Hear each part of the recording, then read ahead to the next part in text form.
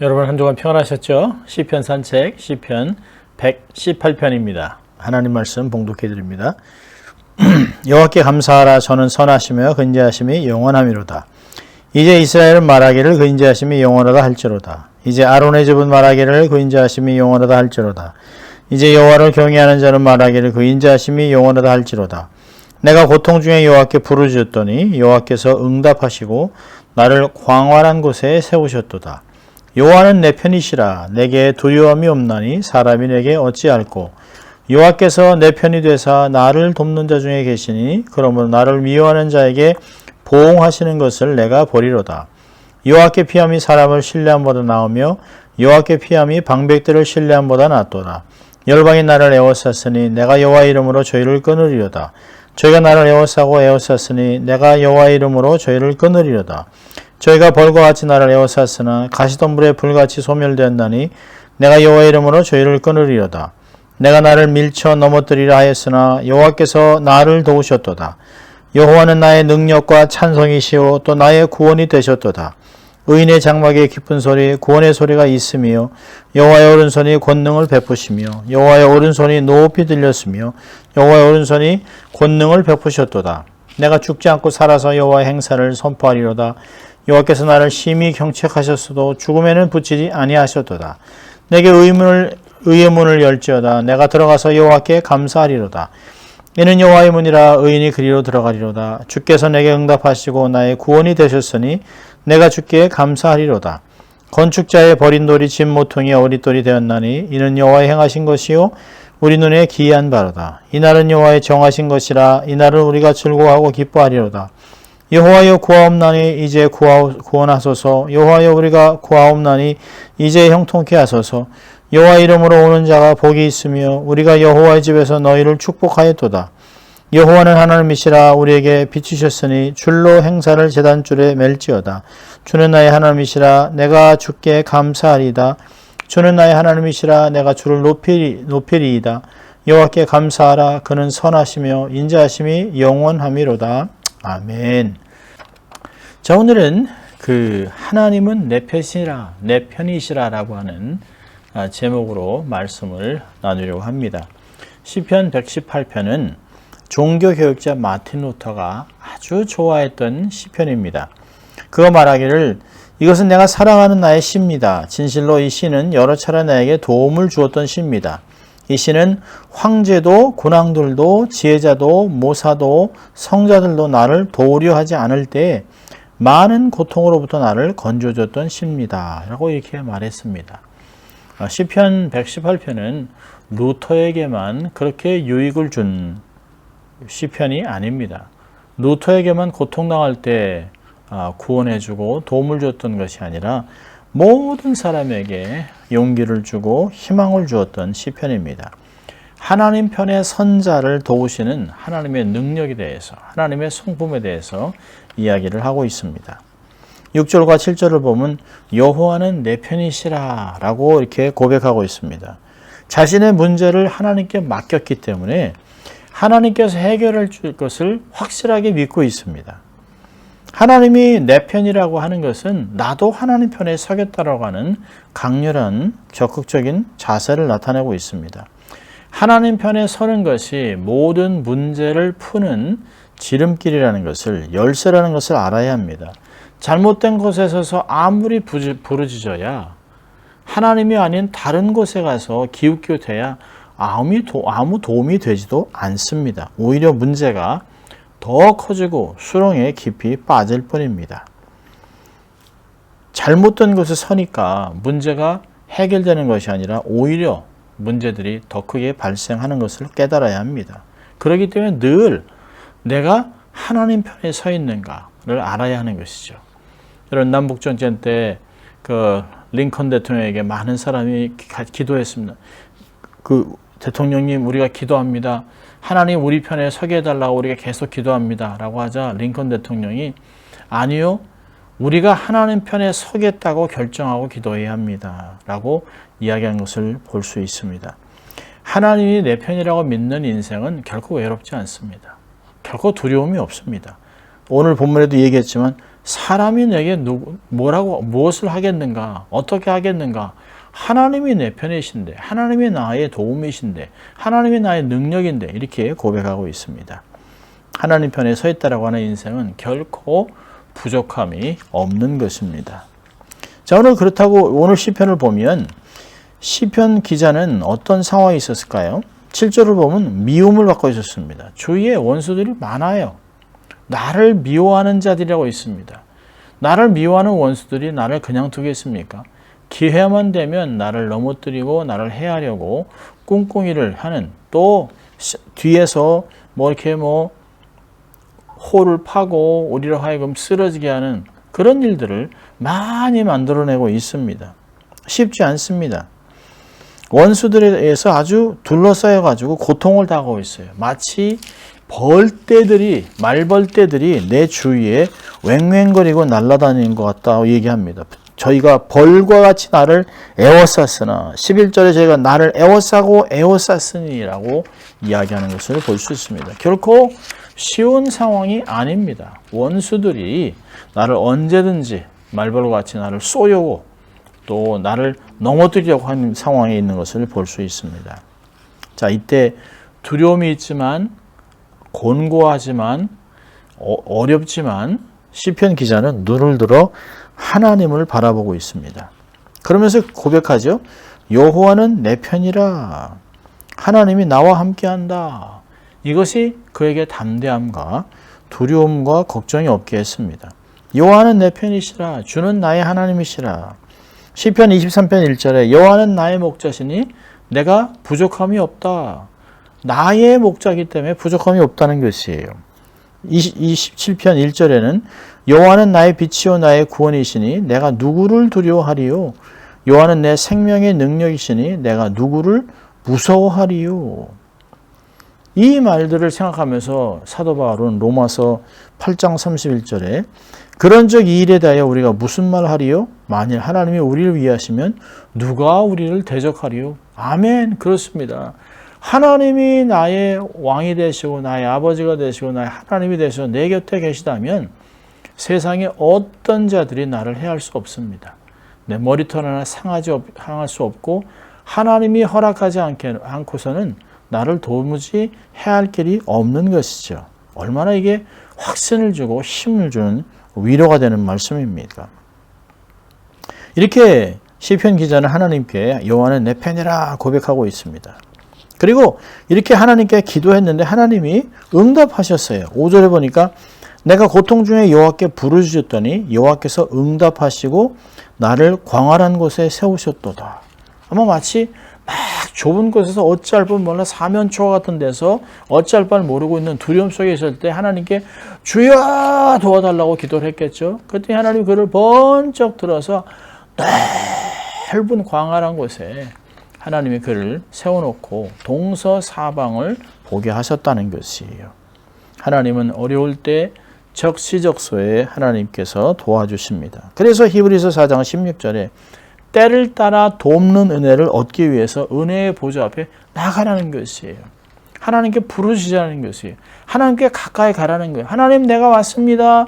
내가 이렇게 문제를 갖고 왔습니다. 하나님 도와주세요. 라고 하나님께 가까이 오라는 것이에요. 그러면 하나님의 도우심을 경험하게 됩니다. 13절에서도 보니까 하나님 말씀이 이렇습니다.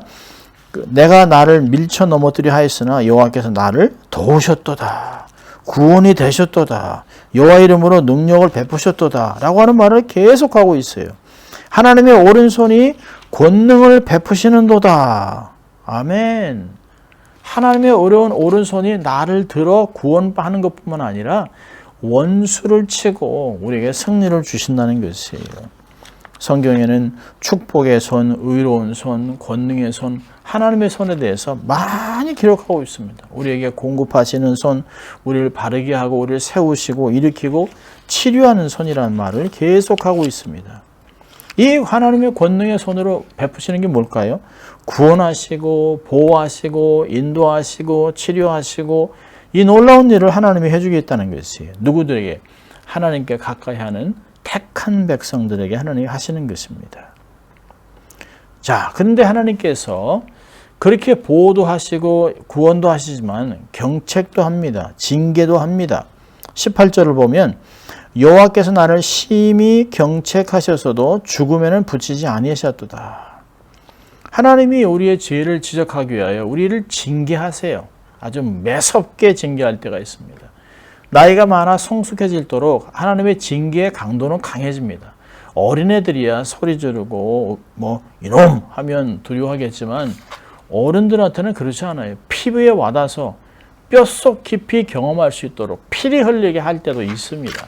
아주 매섭게 하나님이 징계하세요. 그러나 절대로 죽게까지 처벌하지는 않습니다. 우리의 연약함을 너무 잘 알고 있어요. 훈계의 목적은 나를 죽이기 위한 것이 아니에요. 회복해서 더욱 견고하게 세우기 위한 것입니다. 히브리서 12장 5절부터 11절 보면 아들들에게 권하는 것 같이 너에게 권면하신 하나님 말씀을 잊었도다. 일렀을 때 내 아들아 주의 징계함을 경히 여기지 말며 그에게 꾸지람을 받을 때 낙심하지 말라.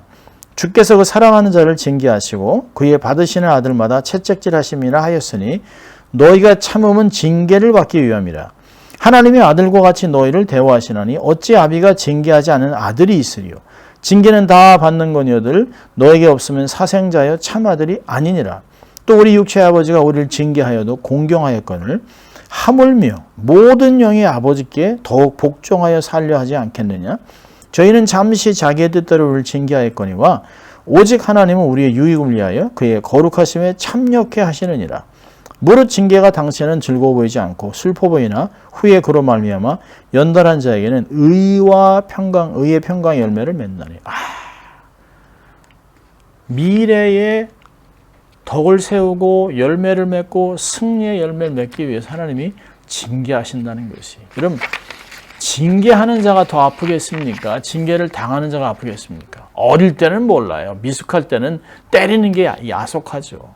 그러나 자녀를 키우다 보면 맞아서 울고 있는 자식보다 매를 든 부모의 마음은 더 아픈 것입니다. 하나님이 오죽하면 매를 들었겠습니까? 우리를 바르게 키우기 위하여 언약의 백성으로 하나님의 거룩한 왕같은 제사장으로 삶을 살아가며 세상의 빛과 소금의 역할로 거룩한 영향력을 끼치는 백성으로 만들기 위해서 세우기 위해서 우리를 징계하는 것입니다. 징계하지만 우리를 부러뜨리지는 않습니다. 죽이지는 않는다는 거예요. 자, 이런 것들을 기도 응답을 경험하고 또 하나님의 징계도 경험한 이 시편 기자는 하나님께 감사하겠다라고 얘기하고 있습니다. 이 시편이 참 재밌어요. 막 햄버거에 그 가운데 패리, 그 고기가 있고 토마토가 있고 양상추가 있는 것 같이, 그리고 맨 뒤에 빵이 있는 것 같이 시편 118편은 1절과 29절이 똑같습니다. 여호와께 감사하라. 저는 선하시며 그 인자하심이 영원함이로다. 1절, 29절 딱 그렇게 되어 있습니다. 하나님께 감사하라는 것이에요. 이 감사하라는 말이 1절, 19절, 20절, 29절 반복해서 나오고 있습니다. 하나님은 선하고 너무너무 좋은 분이라는 것이에요. 또 기자는 얘기합니다. 하나님께 피함이 해결점이라는 게 사는 길이라는 거예요. 하나님께 기도로 피하고 하나님 앞에 나가서 친밀함을 누리는 거죠. 여호와께 피함이 사람을 신뢰함보다 낫다. 9절에 여호와께 피함이 방백들을 신뢰함보다 낫다. 그렇죠. 사람들이 못하는 것, 수백만, 수천만이 나를 도울 수 없어도 하나님은 한 번이면 해결할 수 있습니다. 말씀 한마디로 해결할 수 있어요. 하나님께 가는 것이 바로 그 문제의 해결점입니다. 사는 길이에요. 그래서 우리는 기도도 구체적으로 해야 됩니다. 하나님 구원해 주세요. 형통케 도와주세요. 여기 보니까 하나님이 형통을 주신다라고 26절 얘기하고 있습니다. 우리를 축복하고 우리에게 복을 주시는 분은 하나님입니다. 여러분, 우리가 이제까지 살아온 것이 나의 힘이 아니에요. 세월이 지나갈수록 하나님이 내 삶에 베풀어 주시는 은혜가 너무 많았다고 고백하는 게 그게 바로 성숙해지는 삶입니다. 그게 나이 들고 철드는 것이에요. 그래도 내가 노력했지, 내가 애를 썼지, 참 이만큼 헌신했지, 그건 아직 철이 없는 것이에요. 아직 성숙하지 못한 것입니다. 세월이 갈수록 나이 다 된 것은 하나님의 은혜. 하나님이 다 해주셨습니다. 하나님이 하셨습니다. 내가 이제는 사람을 믿지 않게 하나님만 믿겠습니다. 사람을 찾아다니고 삼자 대면을 하고 무엇을 해명하려고 사람들을 찾아가고 어떤 기관을 찾는 것이 아니라 제일 먼저 일이 안 돼서 마지막으로 최후로 하나님을 찾는 것이 아니라 하나님께 먼저 나가 기도하는 것. 그게 중요한 것이에요. 하나님께 피함이 해결점이라는 걸 기자는 알아요. 자, 그러면서 또 이 시편 기자는 간정하며 살겠다는 것이에요. 17절에 내가 죽지 않고 살아서 여호와의 행사를 선포하리로다. 왜 이 말을 합니까?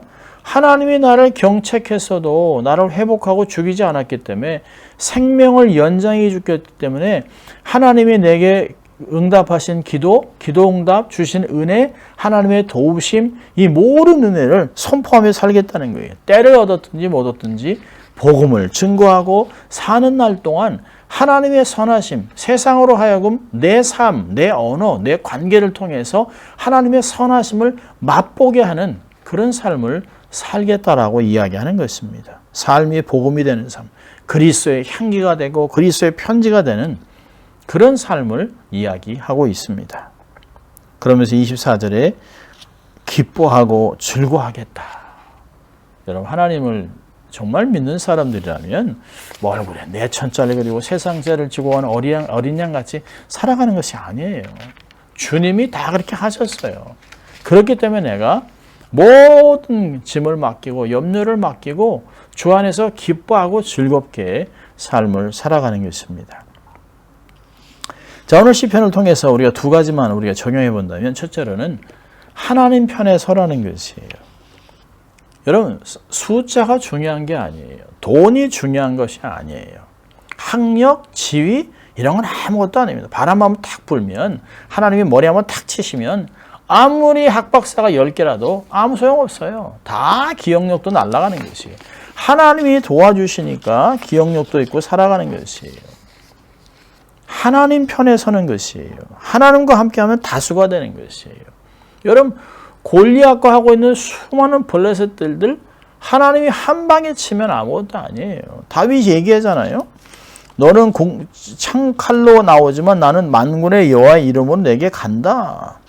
여호와의 구원하심이 칼과 창에 있지 아니함을 이 무리로 알게 하리라. 전쟁은 여호와께 속한 것인즉 그가 너희를 우리 손에 붙이리라. 하나님과 함께 있으면 다수가 되는 것이에요. 하나님이 나와 함께하면 못할 것이 없습니다. 하나님이 나와 함께하면, 그래서 바울이 얘기하는 거예요. 내게 능력 주시는 자에서 모든 것을 할 수 있다는 것이에요. 하나님이 하시면, 그래서 야고보도 내가 주의 뜻이면 이것도 하고 저것도 하리라. 주님이 도와주시면, 주님이 길을 여시면, 주님이 사람을 만나게 하시면 이것도 하고 저것도 하겠다 하는 것이에요. 내 힘으로 아닙니다. 내 지식, 내 재주, 내 인맥 이걸로 하겠다는 게 아니에요. 하나님과 같이 동행하겠다. 에녹과 같이 하나님과 함께 동행하겠다라고 고백하고 살아가는 것이에요. 그래서 시편 73편 28절에 다윗은 얘기합니다. 하나님께 가까이 하면 내게 복이라. 내가 주 여호와를 나의 피난처로 삼아 주의 모든 행사를 전파하리이다. 놀랍습니다. 다윗은 알았던 것이에요. 내가 세상에서 진정한 행복을 누릴 수 있는 것은 주님 품이라는 것이에요. 주님과 함께 할 때만, 내가 주님 곁에 있을 때만 안전하고 축복을 경험하고 강건하고 승리할 수 있다는 것이, 우리도 그렇게 해야 합니다. 기도로, 말씀으로, 찬양으로 자꾸 하나님께 가까이 가야 합니다. 그래야 하나님의 심장 소리를 듣고 하나님의 뜻을 발견하고 하나님의 관심이 어디 있는지 알 수 있는 것입니다. 그래서 하나님의 뜻을 이루는 인생들이 되는 것이죠. 자, 두 번째로는 범사에 감사해야 합니다. 이미 받은 은혜를 생각하며 살아야 합니다. 또 베푸실 은혜에 미리 감사하고 결단하고 헌신하고, 그래서 임마누엘의 하나님으로 매 순간순간마다 에베네셀의 하나님이 지금도 임마누엘 하셔서 나와 함께 하신다. 얼마나 감사한 내용입니까? 그분의 성품을 생각하면서 감사하는 것이에요. 여러분, 감사는 하나님의 뜻 아닙니까?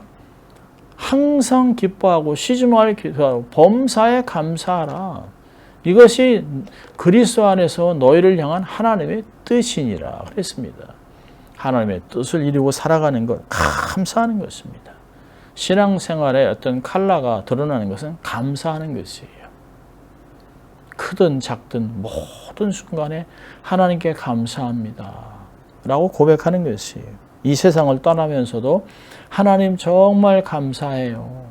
이제까지 나를 있게 하신 하나님 감사합니다. 또 하나님 품에 나를 품어주실 거 감사합니다. 본향으로 불러주신 거 감사합니다. 그래서 우리는 사실 장래 예배 때도 하나님께 영광 돌리고 감사하는 건 아니겠습니까? 예수 안 믿는 사람, 하나님 모르는 사람은 전혀 이해할 수 없습니다. 영이별이죠. 땅에 묻히는 사람이 무슨 소망이 있겠습니까? 근데 예수 믿는 사람은 감사하는 것이죠. 오늘도 하나님과 동행하면서 하나님의 뜻을 이뤄가는 온전한 하나님의 사람들이 되기 바랍니다. 나의 힘이 되신 여호와여, 내가 주님을 사랑합니다. 주는 나의 반석이시며 나의 요새시라. 주는 나를 건지시는 나의 주, 나의 하나님, 나의 피할 바이시여 나의 방패시라. 나의 하나님, 주는 나의 여호와, 나의 구세주. 이거 놀라운 찬양 아닙니까? 기회가 되면 나의 힘이 되신 여호와여, 한번 찬양도 힘껏 불러보시고 또 그것이 삶의 고백이 되시는 여러분 되시기를 주의 이름으로 축원합니다. 기도하겠습니다. 하나님 아버지 감사합니다. 하나님이 내 편이시기 때문에 하나님 두려움이 없습니다. 어떤 상황에서도 극복할 것을 알고 계속해서 능력 주시는 주 앞에서 모든 것을 할 수 있다고 고백하며 살아갑니다. 하나님, 우리가 늘 하나님과 동행하며 감사하며 살아가는 죄들 될 수 있도록 하나님 축복하여 주시옵소서. 감사하고 예수님 이름으로 기도합니다. 아멘. 더운 날 한 주간 너무 더운데요. 또 잘 건강도 관리하시고 주 안에서 승리하시는 여러분 되시기를 주의 이름으로 축원합니다.